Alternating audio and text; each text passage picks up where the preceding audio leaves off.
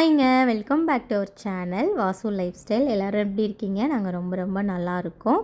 So நீங்கள் first time நம்ம video பார்க்குறீங்கன்னா இந்த வீடியோவை ஃபுல்லாக பார்த்துட்டு வீடியோ பிடிச்சிருந்துச்சுன்னா சப்ஸ்கிரைப் பண்ணிக்கோங்க, ஒரு லைக் கொடுத்துருங்க. எப்படி இருந்துச்சுன்னா கண்டிப்பாக கமெண்ட் பண்ணுங்கள், நானும் தெரிஞ்சுக்கிறேன். ஸோ இது இந்த வீட்டுக்கு வந்ததுக்கப்புறம் ஃபஸ்ட்டு விலாகு. ஸோ இது லஞ்சு சமைக்கும் போது தான் ஸ்டார்ட் பண்ணினேன். டே இன் மை லைஃப் வீடியோ தான். இன்றைக்கி லஞ்சுக்கு அப்புறம் என்னென்னலாம் பண்ணுறேன் அப்படிங்கிறத ஷேர் பண்ணியிருக்கேன். ஸோ வாங்க இப்போ வீடியோக்குள்ளே போகலாம். இன்றைக்கி லஞ்சுக்கு மீனும் ப்ரானும் வாங்கிட்டு வந்திருந்தேன். அது ரெண்டும் தான் பிளான் பண்ணியிருந்தேன். ஃபஸ்ட்டு ஃபிஷ்ஷை நல்லா கழுவிட்டு மசாலாலாம் போட்டு வச்சிடலாம், ஊறிட்டுருக்கும், ஏன்னா ஃப்ரை பண்ண போகிறேன்.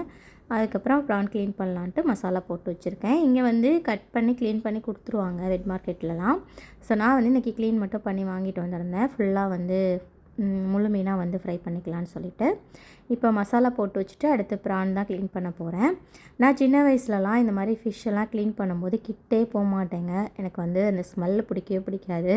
க்ளீன் பண்ணி வச்சுட்டு எடுத்துக்கொண்டு போய் வைன்னு சொன்னால் கூட நான் முடியாதுன்னு சொல்லிடுவேன். ஆனால் சாப்பிடுவேன் அந்த மாதிரி. ஆனால் இப்போ நானே போய் வாங்கிட்டு க்ளீன் பண்ணி பசங்களுக்காண்டி ரொம்ப இன்ட்ரெஸ்ட்டாக தான் செஞ்சு கொடுத்துட்ருக்கேன்.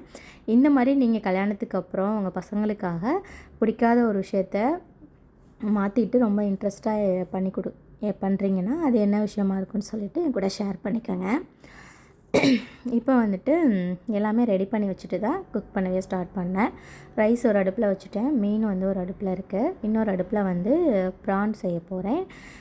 ப்ரான் செமி கிரேவியாக செய்ய போகிறேன். அந்த ரெசிபி நான் உங்ககிட்ட ஷேர் பண்ணிக்கிறேன். ரொம்ப நல்லாயிருக்கும். இட்லி, தோசை, அப்புறம் ரைஸ் எல்லாத்துக்குமே நல்லாயிருக்கும். கண்டிப்பாக நீங்கள் அது மாதிரி செய்யலைன்னா ஒரு டைம் ட்ரை பண்ணி பாருங்கள். இப்போ ஃபிஷ்ஷு நல்லா ஃப்ரை ஆகிடுச்சு. அதை எடுத்து வச்சுட்டு அடுத்து இன்னொரு பேட்ச் போட்டுட்டு அப்படியே நம்ம கிரேவி எப்படி செய்கிறதுன்னு பார்க்கலாம். இப்போ கடாய் வச்சு எண்ணெய் ஊற்றிருக்கேன், காஞ்சிகிட்ருக்கு. சோம்பு ஒரு ஸ்பூன் போட்டிருக்கேன். அது நல்லா பொரிஞ்சதுக்கப்புறம் 2 பெரிய வெங்காயத்தை இந்த மாதிரி சின்னதாக கட் பண்ணி சேர்த்துக்கிட்டேன். இது நல்லா வதங்கட்டும். இப்போ ஹாலிடே அப்படிங்கிறதுனால நமக்கு 2 அப்ரெண்டிஸ் இருக்காங்க ஹெல்ப் பண்ணுறதுக்கு. ஹெல்ப்பும் பண்ணுவாங்க, தொந்தரவும் பண்ணுவாங்க. ஸோ இப்படி தான் எங்களோட ஹாலிடே போயிட்டுருக்கு. இந்த மாதிரி குக் பண்ணுறப்ப இல்லை வீடு க்ளீன் பண்ணுறப்ப இடையில அதை பண்ணு இதை பண்ணுன்னு சொல்லி இப்படிலாம் பண்ணிகிட்ருக்கேன். அப்போ தான் இந்த ஸ்க்ரீன் டைம் குறைக்க முடியுது. அப்படி இருந்துமே போய் பார்க்க ஆரம்பிச்சிடுறாங்க. ஸோ அடுத்து நல்லா வெங்காயம் வதங்கிருச்சு. இப்போ 2 தக்காளி, இஞ்சி, பூண்டு இதெல்லாம் நல்லா நைஸாக அரைச்சிட்டு ஊற்றிக்கலாம். கொஞ்சமாக தண்ணி ஊற்றிக்கலாம். நான் ஒரு 1/4 கப் அளவுக்கு தண்ணி ஊற்றிருக்கேன். இப்போ 1 ஸ்பூன் மிளகாத்தூள், 1 ஸ்பூன் மல்லித்தூள், 1/4 ஸ்பூன் மஞ்சத்தூள், தேவையான அளவு உப்பு போட்டுக்கோங்க. இதில் 1 ஸ்பூன் மிளகுத்தூள் சேர்த்துக்கோங்க. அந்த கிளிப்பு மிஸ் ஆகிடுச்சு. நல்லா மிக்ஸ் பண்ணி விட்டுட்டு இப்போ 1/2 ஸ்பூன் கரம் மசாலா எல்லாமே நல்லா பச்சை வாடை போகிற வரைக்கும் நல்லா வேக வச்சுட்டு அதுக்கப்புறம் நம்ம கழுவி வச்சுருக்க ப்ரானை சேர்த்துக்கலாம். இது நல்லா மிக்ஸ் பண்ணிவிட்டு ஒரு 10 மினிட்ஸ் மீடியம் ஃப்ளேமில் வச்சு எடுத்தோன்னா சூப்பரான கிரேவி ரெடி ஆகிடும். காரம் உங்களுக்கு இன்னும் கூட வேணும்னா ஒரு 1/2 ஸ்பூன் போட்டுக்கோங்க. நான் பசங்களாம் சாப்பிட்றதுனால கம்மியாக தான் காரம் சேர்த்துட்டேன். ஸோ ஃபைனலாக கொத்தமல்லி தழை தூவி எடுத்தோன்னா சூப்பரான கிரேவி ரெடி. சுட சுட சோத்தில் போட்டு சாப்பிட்றப்ப செம டேஸ்ட்டாக இருக்கும். கண்டிப்பாக ட்ரை பண்ணி பாருங்கள். ட்ரை பண்ணிங்கன்னா எனக்கு எப்படி இருந்துச்சுன்னு கமெண்ட் பண்ணுங்கள். இப்போ லஞ்சு ரெடி ஆகிடுச்சு. சரி லஞ்சு சாப்பிட்டுக்கலாம். ஏன்னா சமைக்க ஸ்டார்ட் பண்ணதே லேட்டு தான், அதனால் பசி வந்துருச்சு. பசங்களும் நானும் சாப்பிட்டுட்டு அதுக்கப்புறம் க்ளீனிங்லாம் பண்ணலான்னு சாப்பிட போயாச்சு. சாப்பிட்டுட்டு இருக்கும்போதே நல்லா மழை பெஞ்சதுங்க. அதனால் அதுக்கப்புறம் கொஞ்சம் நேரம் ரெஸ்ட் எடுக்கலான்னு சொல்லிவிட்டு கொஞ்சம் நேரம் ஒரு குட்டி நேப் எடுத்துகிட்டு அதுக்கப்புறம் தான் ஸ்டார்ட் பண்ணேன். இப்போ பாத்திரம்லாம் இருந்துச்சு. சரி கொஞ்சம் தான் இருந்தது, அதனால் கையிலே கழுவிடலான்னு சொல்லிட்டு கழுவிட்டுருக்கேன். கொஞ்சம் ஜாஸ்தியாக இருந்ததுன்னா டிஷ் வாஷரில் வைப்பேன். சம்டைம் கம்மியாக இருக்கிறப்ப இதை எடுத்து டிஷ் வாஷரில் வச்சு அதுக்கப்புறம் அதை திரும்ப எடுக்கணும், அதுக்கு கையிலே கழுவிக்கலாம் அப்படின்னு எனக்கு தோணும். ஸோ அந்த மாதிரி உங்கள் யாருக்காவது தோணுச்சுன்னா கண்டிப்பாக என் கூட ஷேர் பண்ணிக்கோங்க. அதுக்கப்புறம் பாத்திரம்லாம் கழுவிட்டு சிங்கையும் கையோடவே கழுவி விட்டுட்டேன்.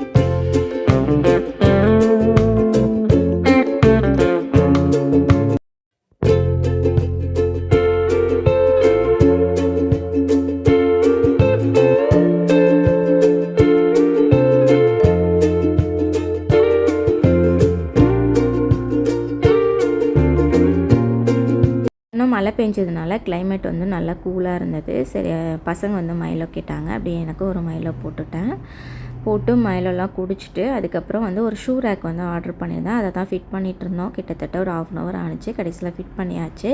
அடுத்து வந்து ஒரு சைட் டேபிள் ஒன்று ஆர்டர் போட்டிருந்தேன். அதுக்கு வந்து நல்லா இருந்தது, எல்லாமே ஸ்டடியாக இருந்தது. பட் ஆனால் ஒரு கம்பி மட்டும் வளைஞ்சிருந்ததுனால எங்களால் ஃபிட் பண்ண முடியல. அதனால் அது திரும்ப வந்து ரிட்டனில் போட்டேன். இது வந்து லசாடாவில் தான் நான் ஆர்டர் பண்ணியிருந்தேன். ஏதோ ஒரு ஆஃபரில் இந்த டேபிள் வந்து $9, அந்த ஷூ ரேக் வந்து $12 நினைக்கிறேன். ஏதோ ஆஃபர் போட்டிருந்தாங்க, அதில் தான் போட்டிருந்தேன். ஸோ இப்படி தாங்க இந்த டே போணுச்சு.